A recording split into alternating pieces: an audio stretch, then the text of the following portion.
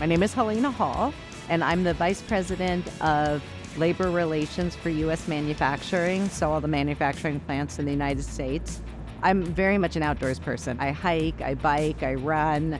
I love to climb mountains. I love camping. I'm out in the wilderness as much as I possibly can be.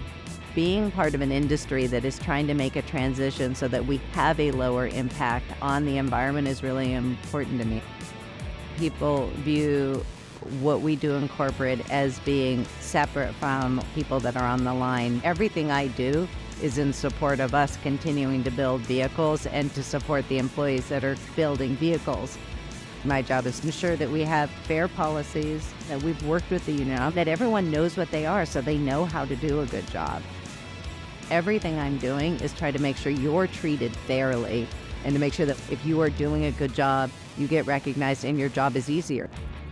The entire time my kids were young, I worried that I was not being a good mother and that I was not doing a good job at my job either. Both of my children regularly tell me how proud they are of me and what I've done, especially my daughter. She says she believes she can do anything because she thought she saw me doing anything.